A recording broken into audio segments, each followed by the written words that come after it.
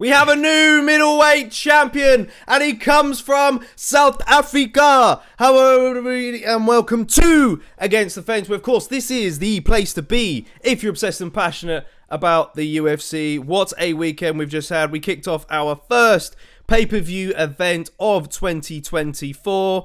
And what an event it was. We've got lots to talk about tonight. We're going to be talking about, of course, who will Dricus du Plessis defend his strap against? Will it likely be Israel Adesanya? Could it be a rematch against Sean Strickland? Or could it be someone else? We set up a poll earlier on in the day, so we're going to be discussing some of the results from that.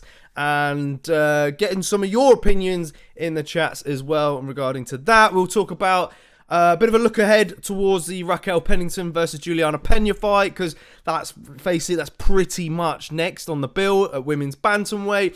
We'll also talk about why Mark Goddard paused the Arnold Allen versus Movsar Evloev fight. We'll talk about possible Amanda Nunes return as well, and much, much more. Of course, the updated rankings from UFC.com. Welcome on in. Smash a like on the video if you've not done so already. If you're new to the channel, make sure you hit the subscribe button as well, and get the notifications bell rung as well, because there'll be lots of live content coming your way, lots of time to talk about fights, of course, even with a week off.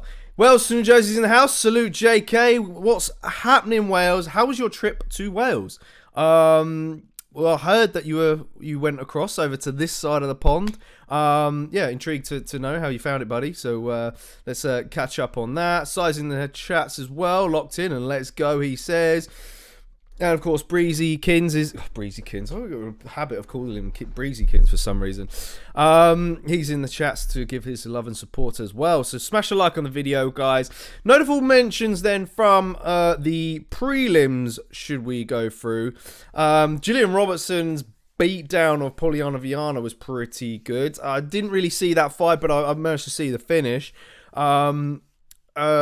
No, and of course, the Jasmine Jasudavicius one, the submission was pretty gnarly as well. Good to see Sam Patterson getting his first UFC win against Johan Linus, who that really surprised. I didn't think he was going to beat Johan, to be honest. And I know, and he's a Brit. But yeah, good to see him back, of course, as well. We had the confusion between Sean Woodson and Charles Jourdain. What did Bruce Buffer say? Dana White said that in his post-fight interview that he felt that Bruce Buffer had a cock-up. He didn't have a cock-up there at all. He said it right, but I think he may have said Chorn.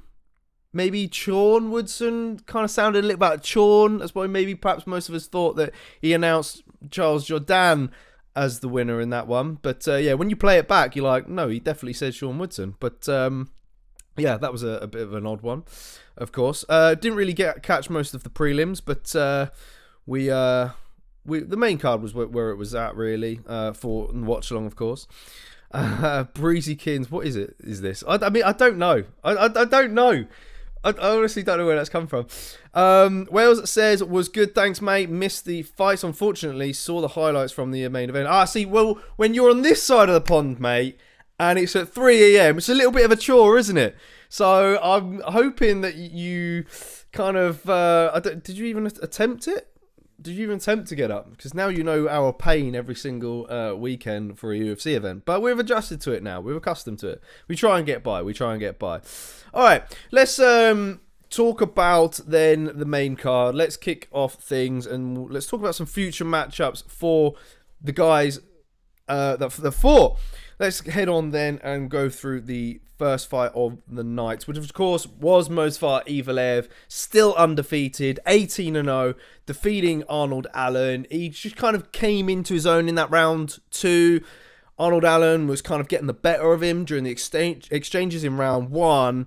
But I think he cracked Allen and wobbled him in that second round, which kind of got him the win there. And of course, he was quite relentless with his takedown attempts. he had a hard time kind of pinning Alan down. We kind of knew that coming into this fight.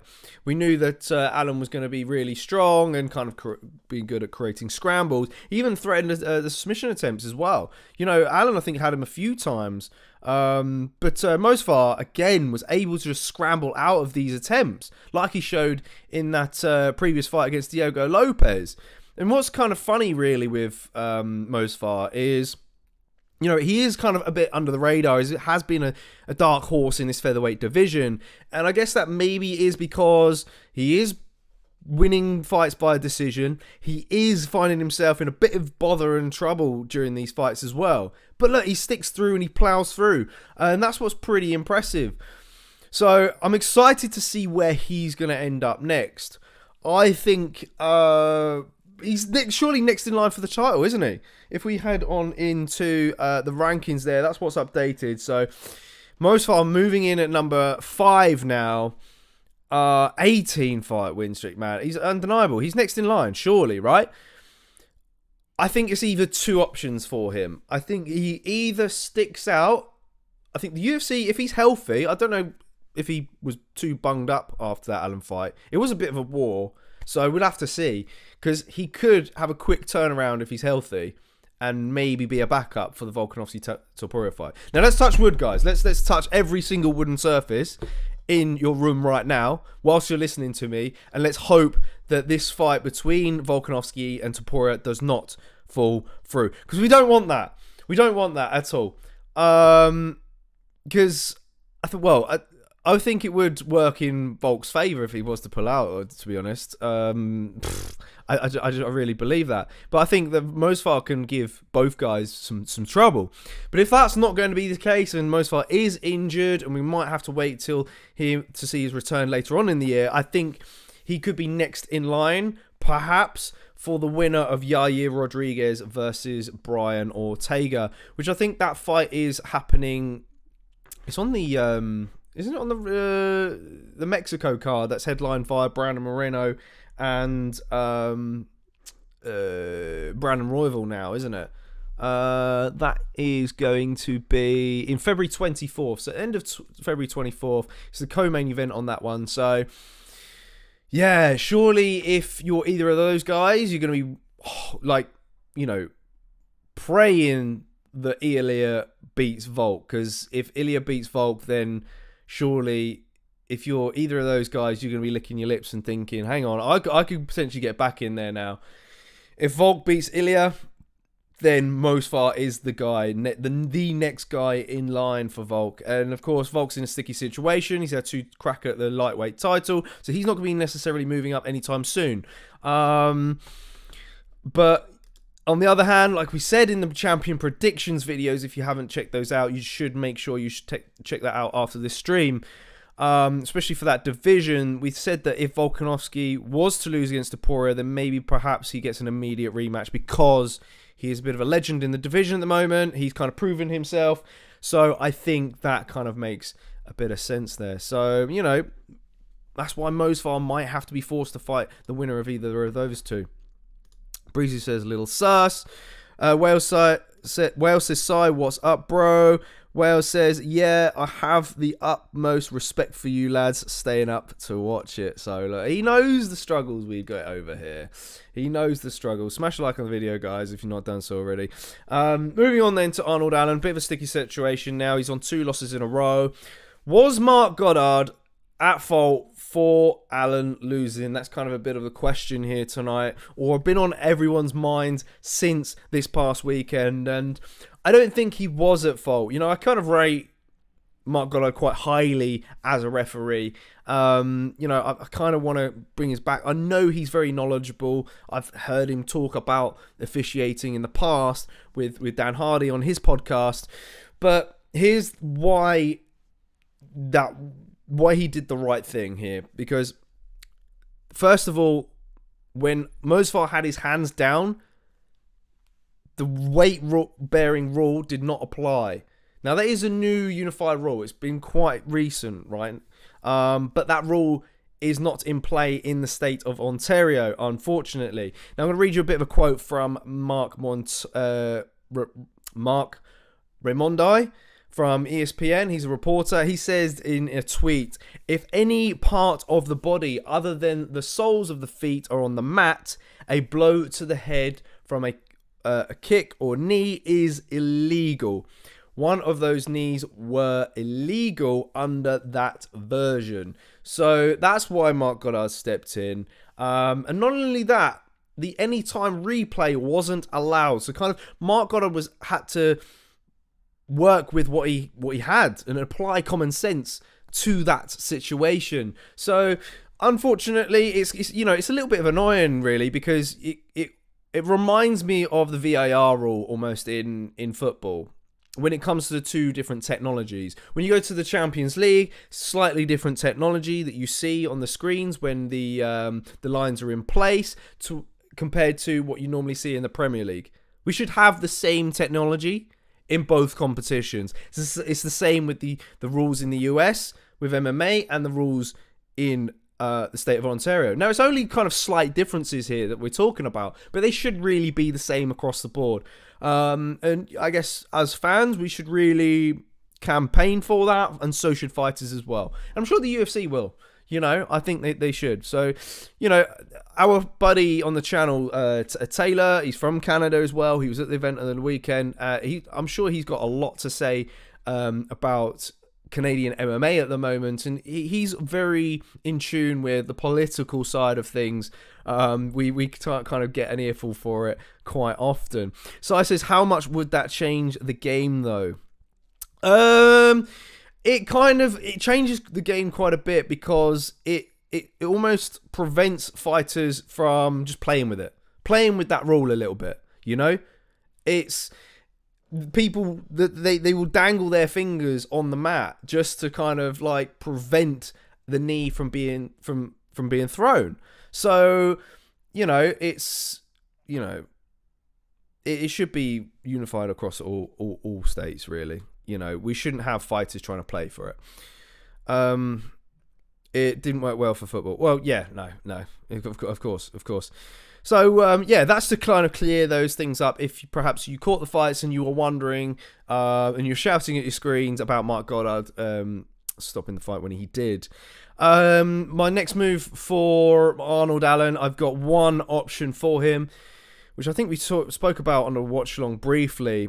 It would be Josh Emmett for me. As you can see there, Emmett is in number 7, Arnold Allen at number 6 there. And Emmett is coming off of that devastating knockout against Bryce Mitchell. Both good with their hands. That fight is really interesting, to be honest. They've both got good boxing. You've got a bit more of a wrestling advantage for Josh Emmett, and maybe even the size as well. He's very stocky, but so is Arnold. So that's what makes it kind of intriguing. I think it's almost Arnold's speed versus Emmett's power. And to be honest, I wouldn't be surprised if that fight gets booked for a potential fight night headliner. I think it's got legs to potentially do that. I'm just going to have a look at the rankings again on here. So, yeah, Josh Emmett, 1 fight win streak, just below him there. And, of course, Calvin Kattar for Arnold Allen as well. We didn't really get a decisive outcome on that fight because Kattar got injured, but he's going to be fighting Aljamain Sterling. So, at UFC 300 in April. So, maybe if Sterling gets a win there, where does he then go? That's a lot of questions as well that will be later answered in April. Let's get to some more chats. Sices, some could argue that VAR didn't work well for football. Yeah, that is that true for sure as well. I mean, it will get there. Agree 100%. JK says Wales. Ash says oi boys. Yes, Wales. UC3, look, just shut up about Frankie for 1 second. We get it. He got into the Hall of Fame, mate. Like, oh dear. Do you know what I mean? God. Anyway, moving on then to the fights. Arnold Allen versus Josh Emmett. Smash a like on the video if you think that's an intriguing fight and you think that the UFC should make that one next. Because I think it's pretty much destined, unless Josh Emmett is got some kind of injury, but surely he made quick work of Bryce, so he could very well jump in there against someone else though. you know, maybe the UFC might just throw him Giga cards at, but then Giga's coming off a loss. Oh no, he's coming off a win. Sorry, no, he's gone down in the rankings. Yeah, maybe that could be possible if both guys are eager to get back in there. Arnold's going to be out, I think, for a little while. I don't think he's got any injuries, but maybe we'll see him a little bit out later. We'll get more onto that later on, Ash. Don't worry. Moving on then to the second fight of the night. Chris Curtis, our buddy on the channel, moves 31-10. I thought this fight would be a lot more exciting than it was, to be honest. You know, it was quite technical in a lot of ways until they decided to go full on rock and sock and robots at the very end. That was pretty entertaining. That was cool. But I don't know if maybe perhaps there was a bit more friendliness towards each other leading up to the fight, perhaps, and that maybe led them to kind of hold off a bit. I mean, both guys were utilising the body shots really well. I did enjoy that, and of course, as you can see from the image there, you had Chris Curtis using some step-in elbows at times. I think it was a good win for Chris Curtis against a tough, durable Marc-Andre Barriault. He did what he needed to get the win. I think it was, what was the scorecards across everyone's? Was it 30-27 across the board? It was, two judges scored at 30-27 in favour of Chris Curtis. Yeah, I mean, I kind of almost felt the same, to be honest, with that one. Middleweight rankings. Let's head on to the middleweight rankings.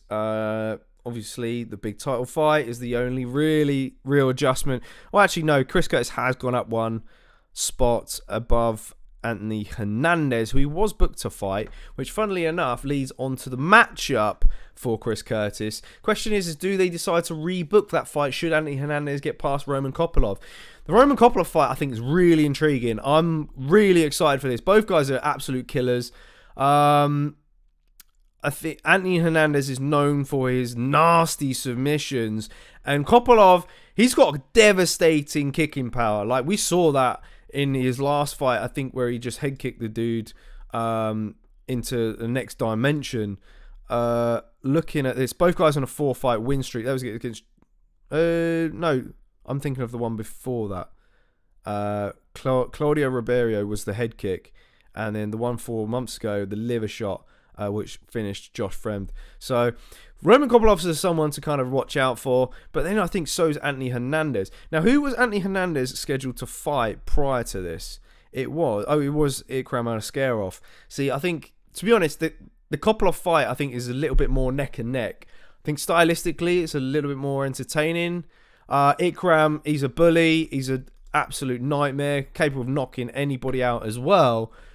And I guess he's kind of that from that neck of the woods as well, isn't he? So, I don't know, man. I'm a little bit bummed out. I'm not going to get to see Ikram. Not going to lie, I was in Ash's one to watch heading into 2024. But I think the Kopylov fight's a lot closer, in my opinion. Wales, New Jersey says, if Ortega loses his next fight, maybe him? You mean Allen versus Ortega, perhaps? It could be. Allen would get another step up, wouldn't he? But then Brian Ortega's been missing for like ever, so if he loses against Yair, then I'm like, what are you doing next? Do you know what I mean? Be more active. That's what I would say. Get back on the win column. But yeah, you could be right there. It's a good option. But back onto that middleweight division with Chris Curtis. That's the only real option I've got for him at the moment. That would be exciting. Ash did slip in the name of Paul Craig being a good potential matchup, but we think that Paul Craig might be matched up against Cal Borralho next. I think that's rumoured for a potential card in Brazil. So we'll see. But the Anthony Hernandez fight for Chris I think would be good. Would be intriguing. Doesn't really do much for Chris, but Chris has just defended his ranking, I guess. So, but there's not a lot of options for him moving up-wise, you know? There isn't. He's fought Nassourdine Imavov, so no contest. I'm not sure the UFC are going to run that back, to be honest. He lost against Jack Hermansson on short notice. He trains, I don't know if he still does train with Roman Dolidze, but if Delize loses to Allen, then you could have Chris Curtis versus Roman Delize. That's the only possible outcome I can think of there. Brendan Allen loses. Maybe I could see the UFC running back Chris Curtis, Brendan Allen. Chris Curtis got the better of Brendan Allen last time out, and Brendan Allen's now ranked above him in the rankings. So, look, I mean, we saw rematches with Ryan Spann and Anthony Smith. So, if you're the UFC, maybe they decide to do it. You know, who knows? Who knows? As for Marc-Andre Barrieux, I'd probably give him the winner of Brad Tavares versus Gregory Rodriguez. I think that's a really intriguing fight. Good to see Gregory Rodriguez back. Because he's coming off a win against Dennis Turulian. Those elbows from the back mount were pretty nasty. That was back in August. And then, of course, prior to that, he lost against Bruno Ferreira in that nasty knockout. So, yeah, I think that fight would make sense in a lot of ways. Smash a like on the video if you like that fight. And hit that subscribe button as well if you're just tuning in for the first time. Moving on then to our third fight of the night. Bit of a surprising one as Neil Magny picked up the TKO win against Mike Malott in round 3. Cardio and toughness kind of prevailed for Neil Magny, really. Bit surprising. I felt the UFC was trying to feed Mike Malott a gatekeeper, a guy who's been around for a long time, that everyone's kind of heard of, been around the block. Like, do you know what I mean? I think, it kind of stings for Mike Malott. It really does.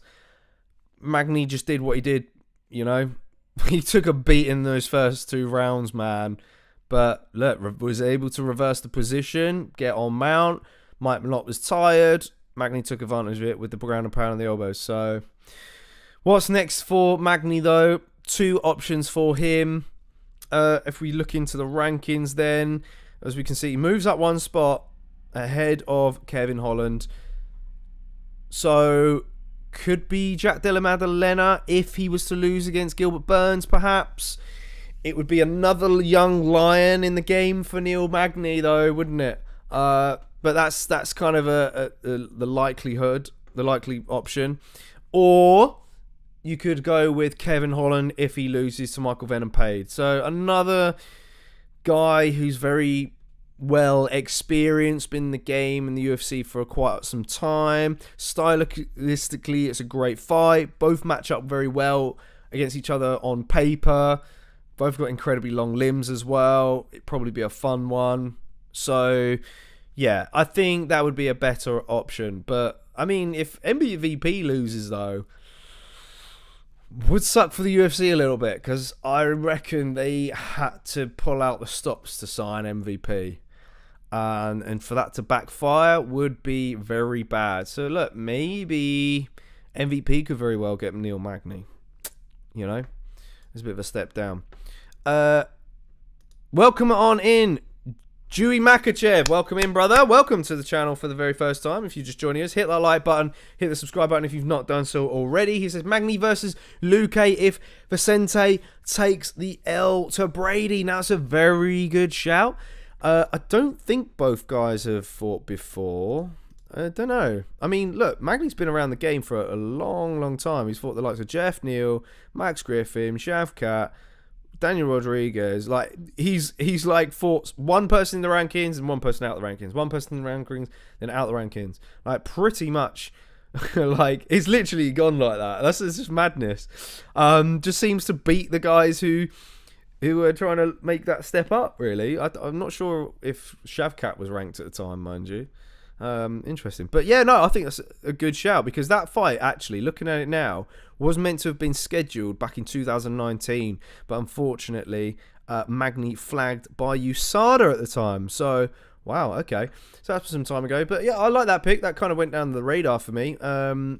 Wasn't expecting that at all. Like it. Smash a like on the video for our newcomer in Dewey Makachev. As for Mike Malott, though, bit of a minor setback, I think, for him. You know, because he was looking good until literally the last minute of the fight, if not 30 seconds of that fight. So, you know, I think he'll come back with a bang. I honestly do, and I think the fights that he's got to get in order for that to happen, I think he gets the winner of Jeremiah Wells versus Max Griffin. Personally, I think Jeremiah Wells might just take that fight. Might be a little bit of an awkward one for Mike Malott, but I think his ground game is solid enough. I think he can submit Jeremiah Wells in that one. My other option for him would be Phil Rowe, actually, who's also coming off a loss against Neil Magny. He's training at the moment, but maybe he could be on the verge of getting a fight booked very soon, because there's a lot of fights being booked at the moment. His teammate Mike Davis has just got a fight announced. He's going to be taking on Nathan Levy, so that's a banger. So, I've just thought I'd throw it in there because I think it would be a good option for Mike Malott, but I'm not massively confident on it. I think my most confident pick would be the Jeremiah Wells versus Max Griffin winner, in my opinion. Let us know in the chats if you've got any more fights that you want to make between these guys, Mike Malott and Neil Magny. And we're going to move on then to the co-main event. We've got to talk about some news in just a sec as well, some headlines. We're going to be talking about Khamzat Chimaev as well, actually, which I forgot to mention on the top end of the video. And we'll talk about, of course, some whether or not Dricus should defend his belt, or who he should defend his belt against, and of course potential comeback from Amanda Nunes maybe. But talking of Amanda Nunes, we'll talk about her division, or previous division should I say, in the women's bantamweight division.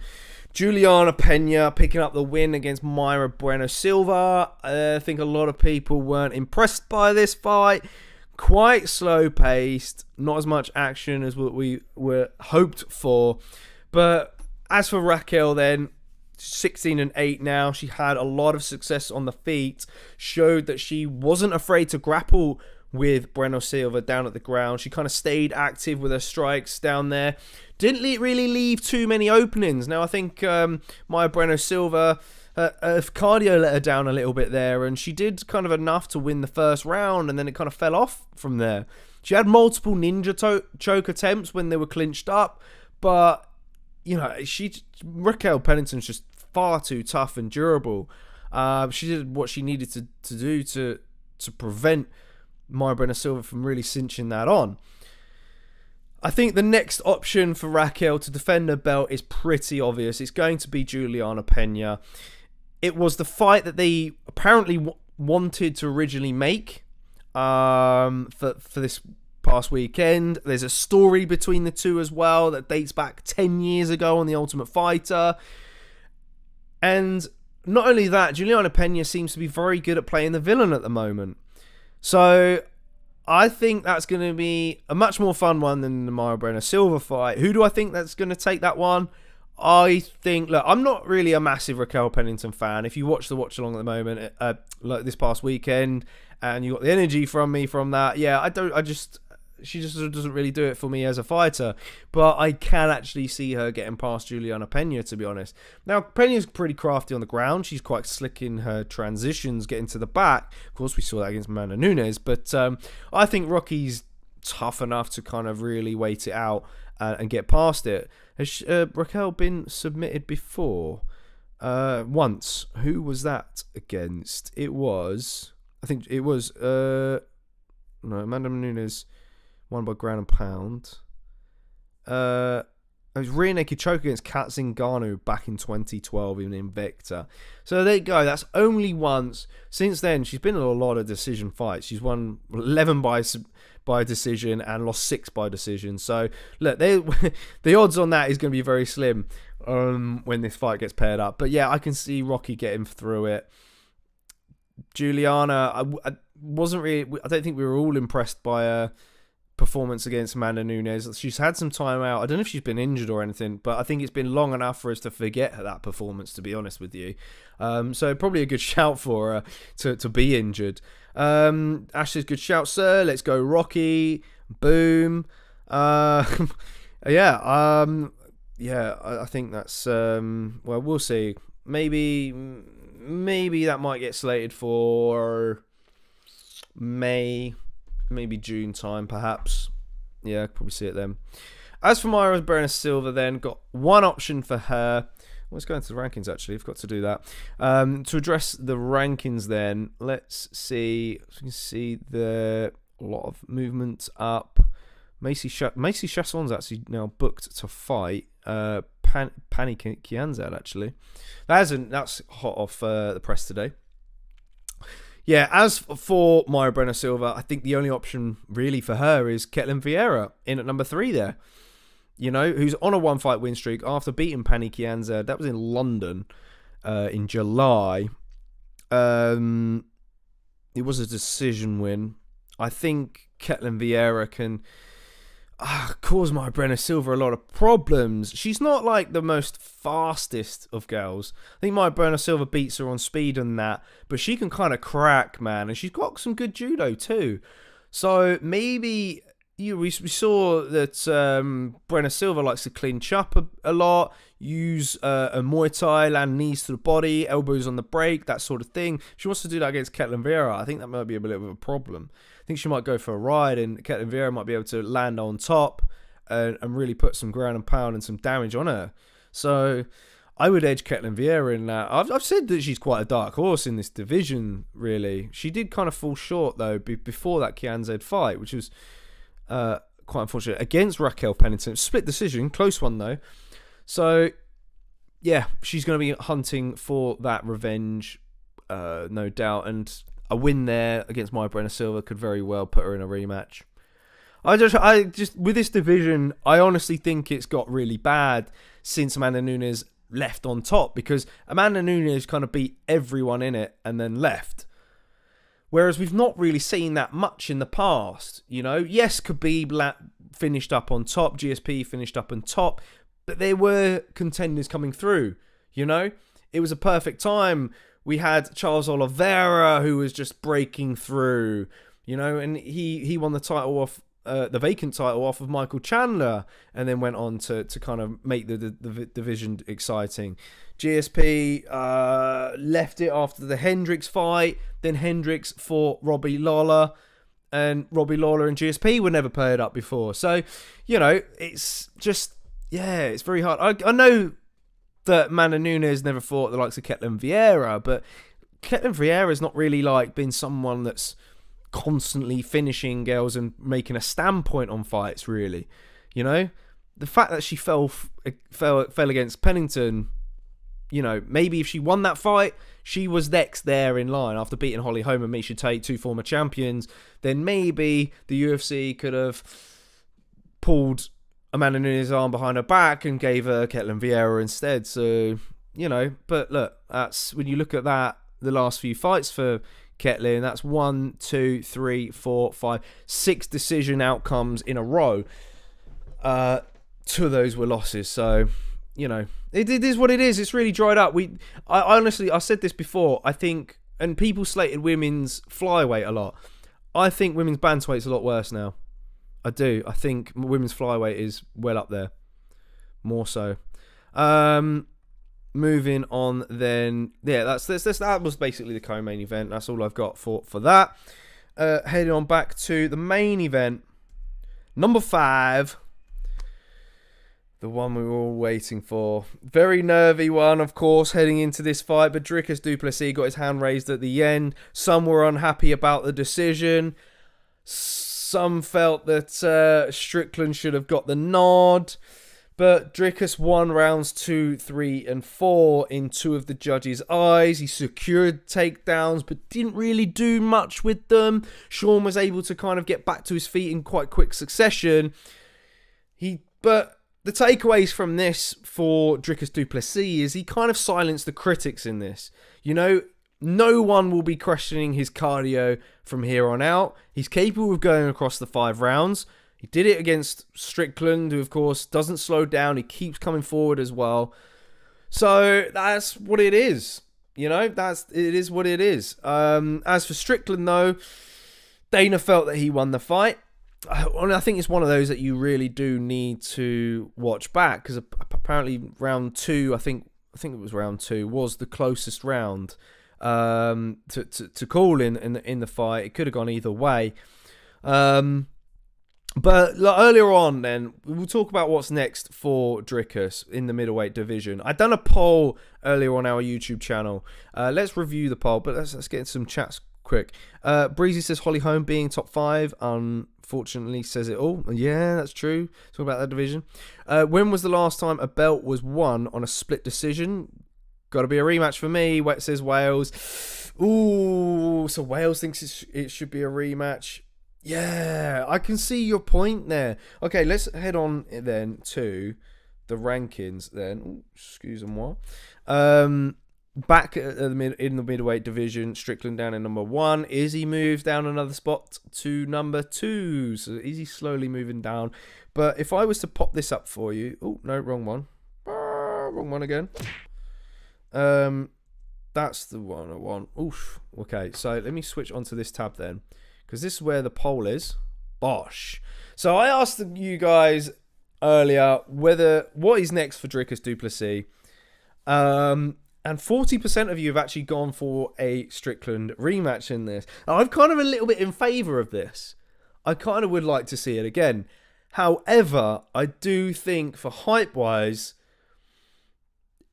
the UFC will want to go for the Izzy fight, right?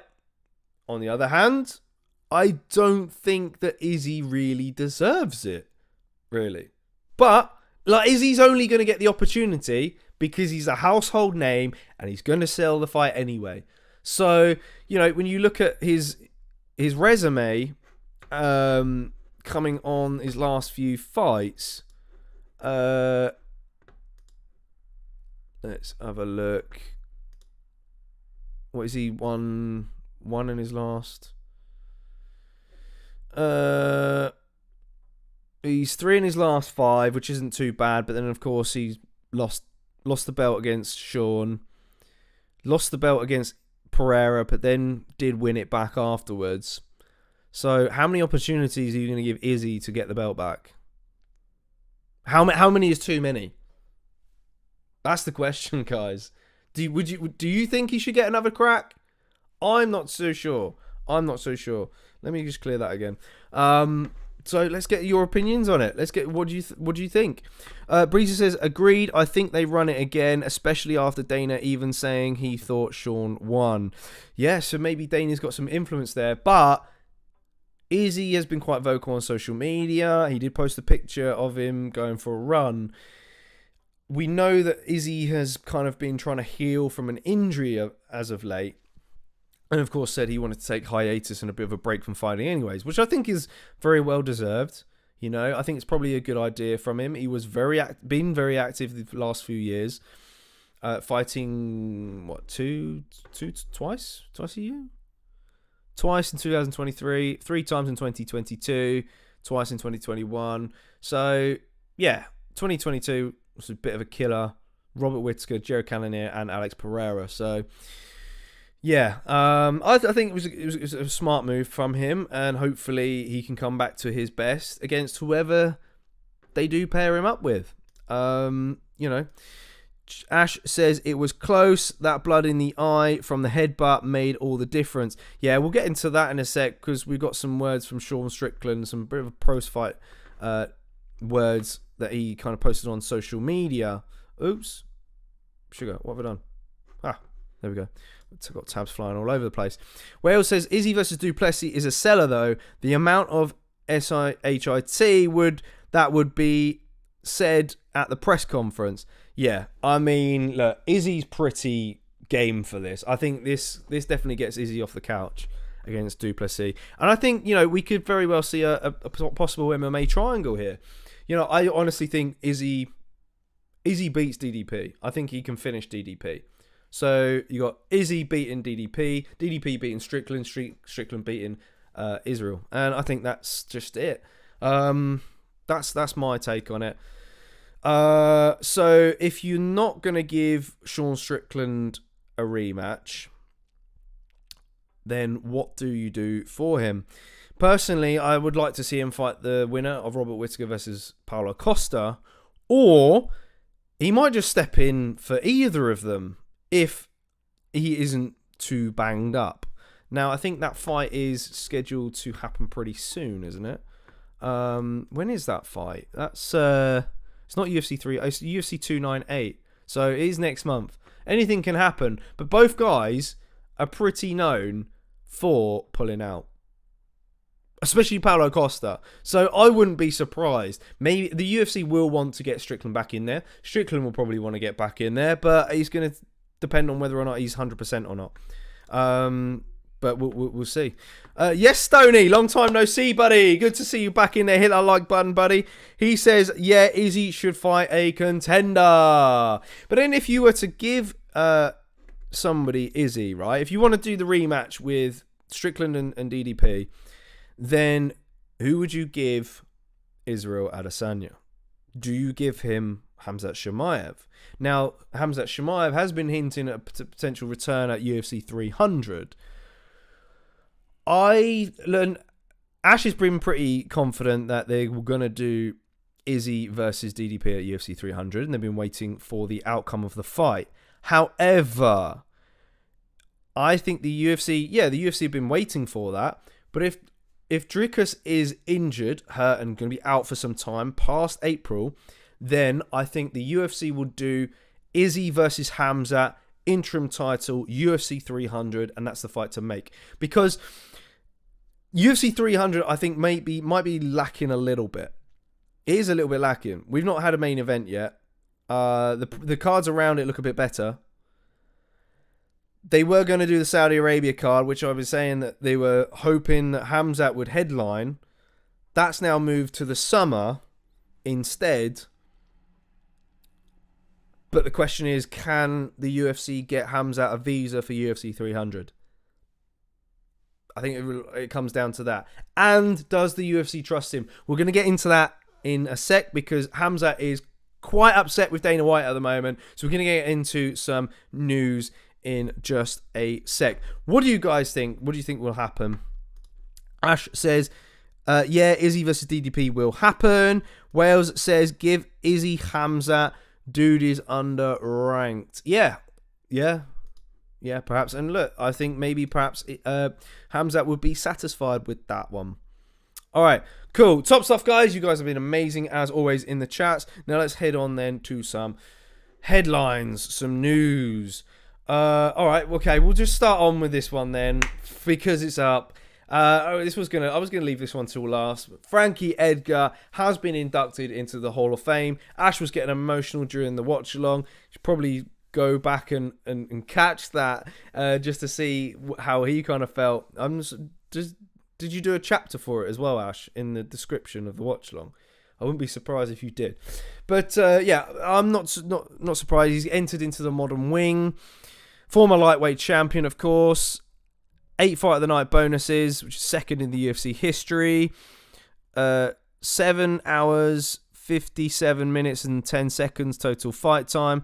Second most in UFC history. And also, he was, I think, the first person to register 3 wins in 3 different weight classes, which is pretty impressive, right? And, you know, would you say that Frankie is somebody who maybe the best fighter to not win or not become a 2-division champ?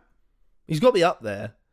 I think it could be very, very interesting. Maybe that's a video idea for later on down the line. Because, I mean, Ash was pretty confident at one point that he was going to snatch the belt. But unfortunately, Jose Aldo was a champion. And he came close. He came close, just short, I think on 2 occasions at featherweight.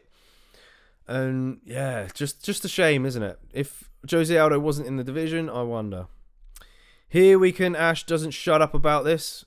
Ash, stop pretending to be your wife and, like, getting some back and forth in here, you know? Ash has got all the accounts going at the moment. Yeah, I mean, I'm Charlotte. I've been, yeah, I'd hate to be in your household. I'm not gonna lie at the moment with dealing with him. Yes, Frankie, my guy, the go, and not even that. Ash messaged Frankie, and Frankie replied to him, I think, yesterday, just saying thanks for the congratulations, and even called him my friend as well. So that's made his year. There you go. All right, let's move on then to the original, the first option that I was going to have, which for some reason isn't coming up for me. Or it might be because I didn't do that. There we go. Which was the Israel Adesanya kind of breaks his silence following the main event result. He kind of, I need this on this screen. That's what I need so I can actually see it. Would be wise. He came out, made a tweet. The arc in my story was written long ago. Our paths are destined to cross again. Stay tuned for the next episode. Thanks for watching. We write history. So, of course, Izzy's doing what he needs to do to campaign for his shot at the belt. Not surprised there. The other image that you've got is the striking numbers between Strickland and DDP, which is really intriguing, to be honest. We said that the closest round was round 2, and as you can see there, the strike numbers, wow. Just edging it for DDP, though. But, of course, strike numbers isn't everything in the fight. It is the most significant ones that do the most damage, but it's interesting to see that Strickland was up on rounds 3, 4, and 5 towards the end. That's madness, really, when considering that DDP won rounds 2, 3, and 4. The takedowns for me shouldn't have been highly scored. So yeah, close fight. Run it back. Let's do it. I think it's you gotta do it. But then if you do Hamzat versus Adesanya at UFC 300, I guess it'd be co-main event, wouldn't it? Ahead of a title fight, below a title fight even. So, yep, that's the first one for you guys. Breezy says Guy thinks he's the main character in an anime about getting his nails painted. So Breezy's taking a mick out of Izzy there. Nice comment there. Smash a like on the video, guys, if you enjoyed Breezy's little comment there. The other bit we've got is, of course, which is a bit of a surprising one, really. It's just Dricus sharing his interest in fighting Alex Pereira down the line. He's getting a little bit ahead of himself, personally. He's atted him on Instagram saying, I dare you. Would be an honour sharing the cage with you. Man, I don't know who would win that one. I still want to see more of Dricus, I think. I think we've got to see him defend a belt successfully. Or maybe a few times in order to fight Alex Pereira, I think Alex Pereira, look, Dricus is a big guy as well. He's very big. He's definitely at least 220 pounds come fight night.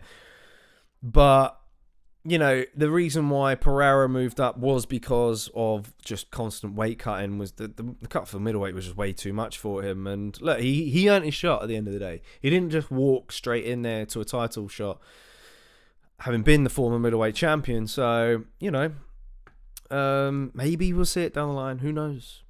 Maybe. Not sure about that one, though. Moving on then, of course, we've got Strickland addressing the problems which cost him the fight in his eyes. He says, I didn't take the coward's way out and tell the doctor.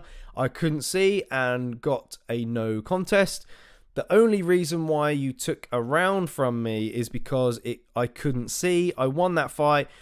The world knows I won that fight. The belt they gave you will never make you a champion. Enjoy. So, some bitter words there from Mr. Strickland, of course. Now, post-fight, we saw an overhand right, which we thought perhaps led to the cut.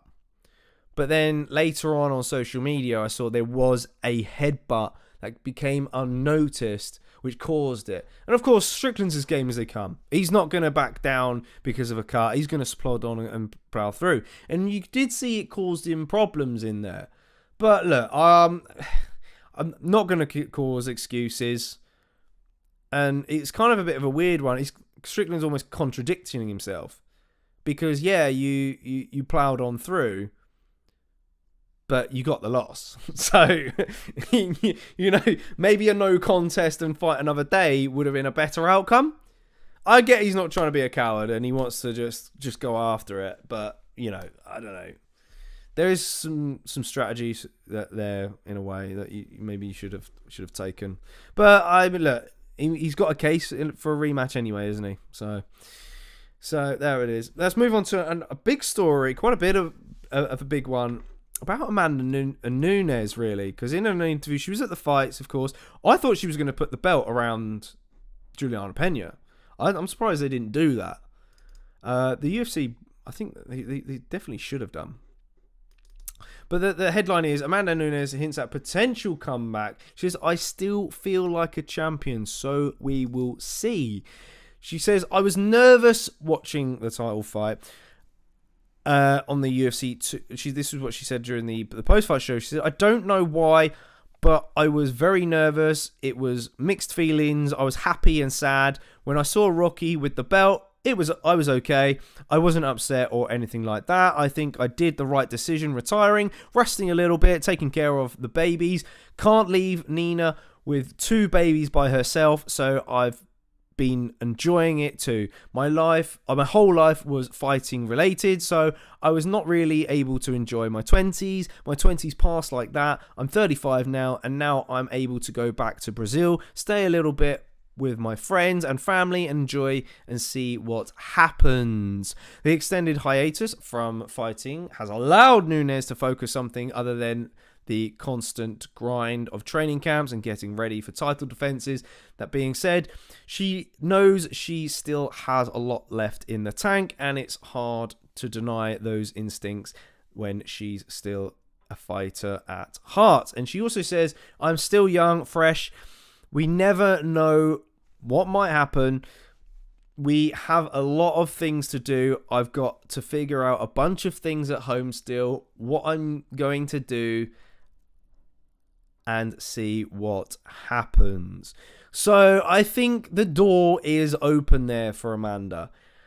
Maybe she does need a bit of time, and perhaps she could come back in the summer if she is open to a comeback. But it also sounds like the typical speeches that we've heard before in the past, from people who retire. They're like, oh, I'm retired now, but if I get the right opportunity, and this is something kind of GSP's been opened with, if I get the right opportunity, that's kind of obviously the mega bucks, then maybe I would come back for it.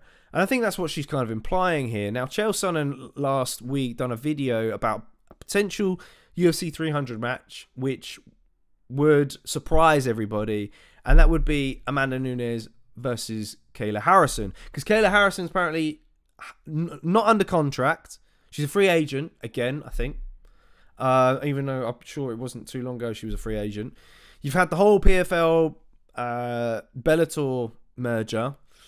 So maybe the UFC could nab Kayla Harrison for one fight. I think that'd be a good one. It's not necessarily a UFC 300 headliner as such. So maybe the time frame doesn't add up. If you think about training camp and everything like that, if you're going to fight in April, then maybe late March she'll want to get in. No, not late March. Late February she'll want to get into camp for. So is that not really enough time? I don't know. Yeah, my guess, if she does come back, it'd probably be for a big card in the summer, perhaps. But at the end of the day, you've also got Conor returning in the summer. So Wales says she's been woken up too many times.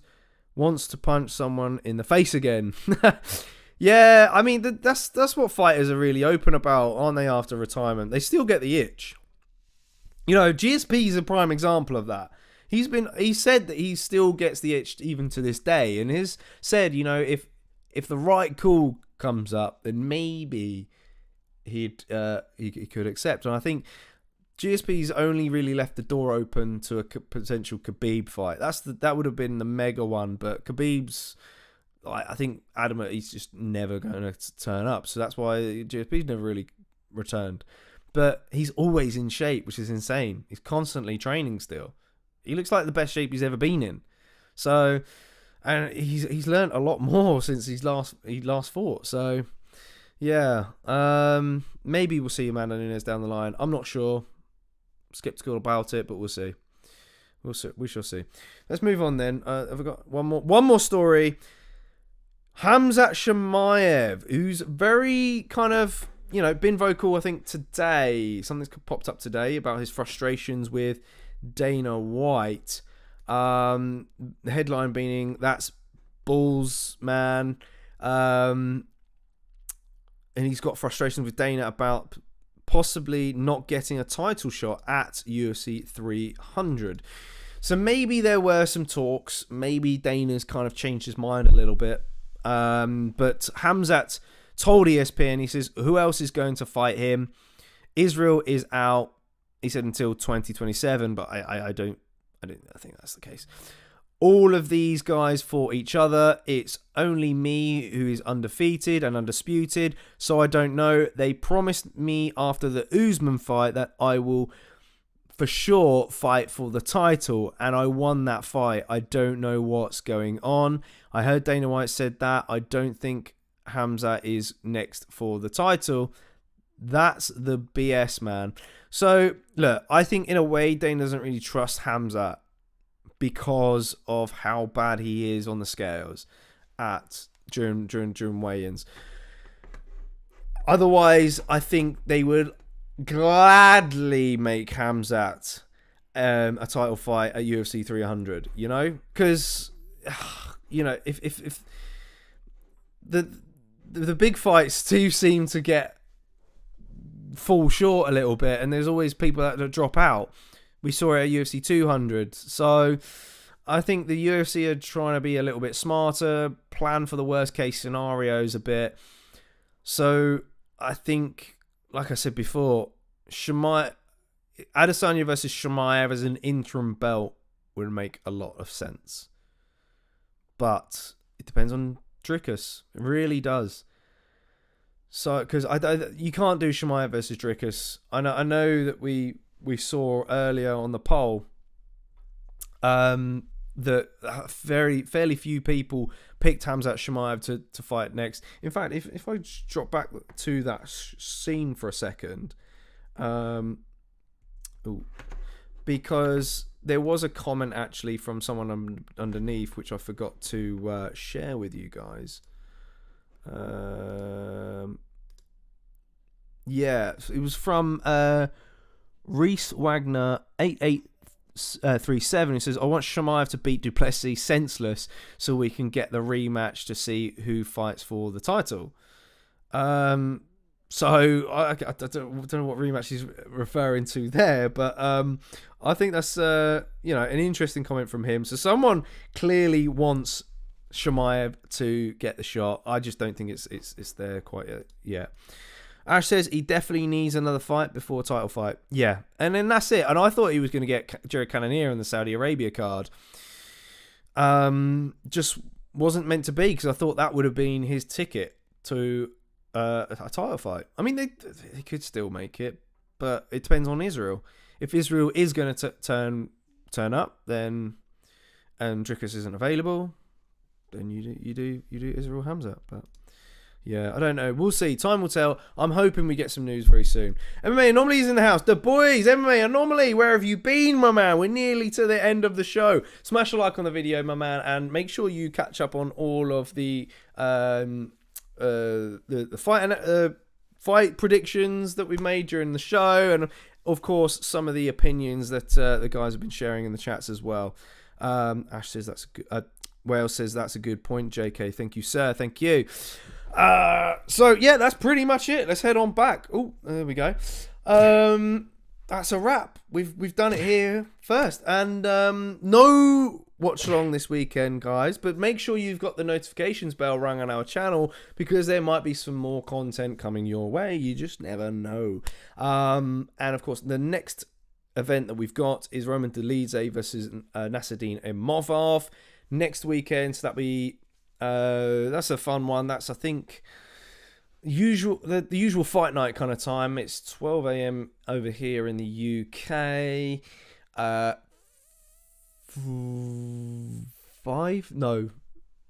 7 Pacific time, 5 Eastern time, something like that. I should really know these times off by heart by now.